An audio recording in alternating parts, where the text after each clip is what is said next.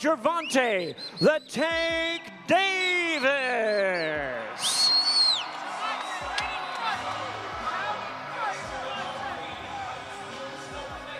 Everything to the body here. Everything to the body. Chopping, downstairs, chopping. Brick hand. Now this, even his shots upstairs here, that's still a body shot on Jake Paul. Everything's a body shot he's throwing, even when he's changing the levels of the shot. That's a body shot, that's a body shot, that's a body shot. Gervonta Tank Davis, it's my prediction that Gervonta Tank Davis is going to weigh in on the night of the fight against Jake Paul, knocking on 160 pounds. Don't be surprised if he's 157 pounds. Gervonta Tank Davis stunned fans and analysts alike when he revealed a noticeably bulked-up, powerful physique at the press conference for his upcoming fight against Jake Paul. His latest training footage showcases a fighter operating at a new level of strength, precision, and focus. Analysts note that Tank's strategy appears centered on targeting Jake's body, a calculated plan to sap his stamina with punishing, relentless shots. The message is clear. Despite the size difference, Davis intends to prove that power, speed, and technical explosiveness can break down even the biggest opponent. So this isn't necessarily a ton of technique work. It may not even have anything to do with what they're trying to bring to the Jake fight. But when I watch it, I see a guy that's targeting the body. And it's the best thing that Tank could do for this fight. I mean, trying to go headshot for headshot with Jake Paul when he's probably Jake's 7 inches taller than he is. I'm assuming he's going to have a bit of a reach, even though Tank has a kind of freakish reach for his height. I don't think that's a great idea. And again, you're at eye level with Jake's belly button damn near. So you're going to have to be able to land shots right there on the waistline. And it's probably the best idea if you actually want to knock Jake out in this fight, if you actually want a game plan, because again, it's an exhibition, but if you want a game plan to get him out of there, you have to attack the body. Not that it's necessarily going to hurt Jake to the body and he's going to cripple, but it's going to slow him down, or at least that's the idea, is to slow him down, to drop his hands, and that way that we're in the, 6th, 7th, 8th round of this fight, and those hands start to fall a little bit, and Jake's gas tank is being tested, and then Tank, when he closes distance, and he will have to close distance damn near the entirety of the fight unless Jake's just like walking forward the whole time. I don't think that'll happen. Former world champion Shawn Porter has never hesitated to give respect where it's earned, and when it comes to Gervonta Tank Davis, his praise carries real weight. Porter described Tank as a true dog in the ring, a fighter fueled by relentless determination and hunger. He commended Davis for his refusal to back down, no matter who stands across from him, calling that mindset the mark of a champion. According to Porter, what makes Davis so dangerous isn't just his knockout power but the rare mix of discipline, aggression, and ring intelligence that drives him.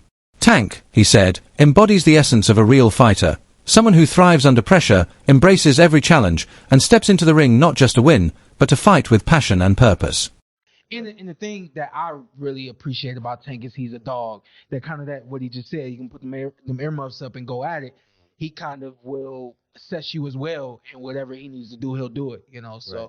Boxing commentator Showbiz recently tackled one of the biggest misconceptions about Gervonta Tank Davis, his size. Many fans assume Tank is a small lightweight, but Showbiz revealed that Davis has been walking around at 160 pounds, making him far more muscular and compact than people realize. His frame is built for power, which explains how he generates such explosive force despite being shorter than many opponents. Showbiz also highlighted that Tank's natural strength gives him a tangible edge, even against fighters who appear bigger on paper. His conditioning, balance, and mastery of distance allow him to land devastating knockout shots with remarkable precision. In short, calling Davis small is misleading. While he may compete in lower divisions, he carries the body, power, and impact of a much larger athlete. That he can wield that type of weight. He's a bowling ball. He ain't no guy like you guys say. To take away and say he's a guy. But I got more receipts. These guys remember 2 years ago against Mario Barrios to make 140? He was coming down in weight.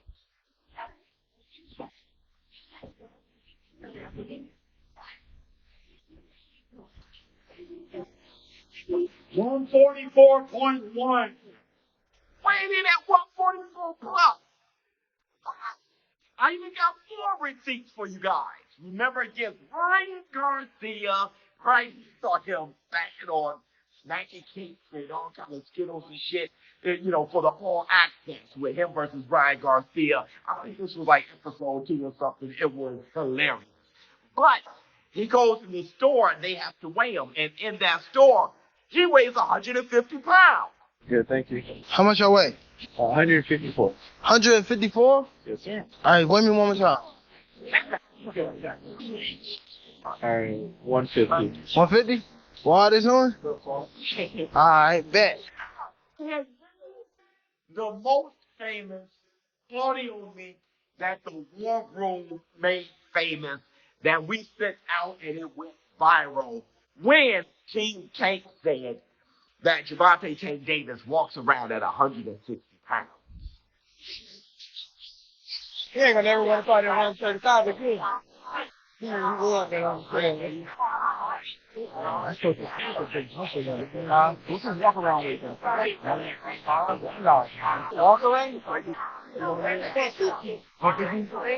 Well, he get that big, he can walk around with him. Behind the scenes, Gervonta Tank Davis has been pushing harder than ever. Recent training footage shows a fighter laser-focused, throwing crisp combinations, refining footwork, and perfecting every aspect of his craft. Trainers describe his sessions as brutal yet purposeful. Davis isn't just training for endurance, he's training for destruction. Every punch in camp simulates the pressure of fight night, and his sparring has been particularly intense, often with bigger, stronger partners to prepare for the power Jake Paul could bring. Observers note that Tank looks sharper, faster, and mentally calmer than ever, a version of him built not just to win, but to dominate.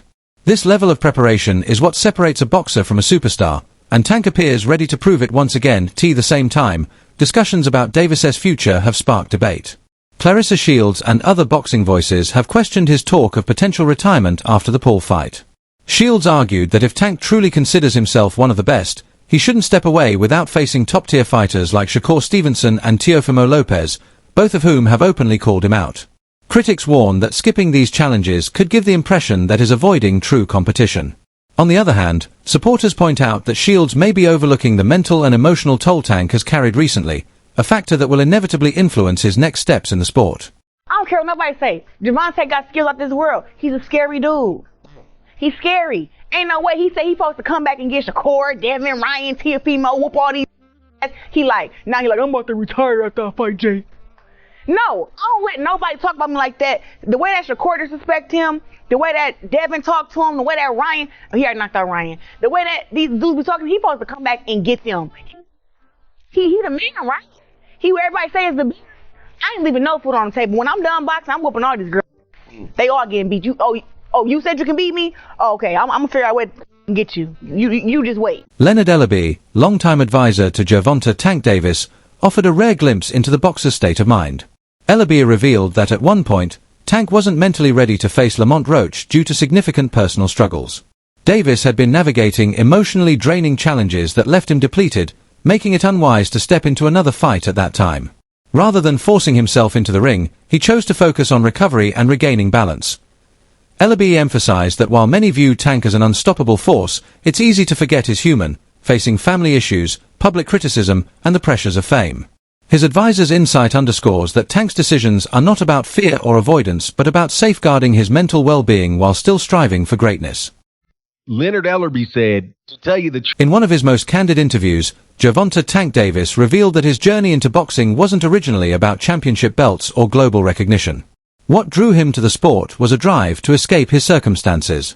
Growing up surrounded by hardship, his goal was simple: earn enough to build a better life for himself and those he cared about. Even as success brought wealth and fame, that mindset never left him. Tank admitted that, despite financial comfort, he remains fueled by the desire to stay ahead of the struggles that shaped him. That relentless drive is what makes him so dangerous in the ring. His motivation stems from survival, not luxury. Davis's story is a reminder that beneath the flash and headlines is a man who fought to define his identity, not just collect titles. Every punch he throws carries the weight of that fight, a declaration that he will never return to the life he came from. While he's fighting YouTube sensation turned professional boxer Jake Paul, who has 12 wins, 1 loss, no draws, 7 wins by way of knockout, opposed to fighting against the likes of his peers who are well accomplished, and superstars in their own right for legacy fights like Shakur Stevenson, like Teofimo Lopez, like Devin Haney, why he's not interested in those fights. And he gets real, right? He gets real, and only thing we could do is salute him, right? Because he's saying, I never told y'all I wanted to be a world champion. I never told y'all I wanted to be undisputed. I got into this for myself and my circumstances to escape from my circumstances. And that's real. We can't blame him for that. We hold him in high regard because the statements he's made and misled people when he said he got a hit list that he wants to check off before he retires, and that hit list includes Shakur Stevenson, Devin Haney, Lomachenko, who turned down the fight because of severe back injury. And then he told the world, he told Champside, it would be great for him to become undisputed. So I think that he had a change of heart at some point in time along the way, right? Former UFC champion Daniel Cormier voiced serious skepticism about the Jake Paul vs.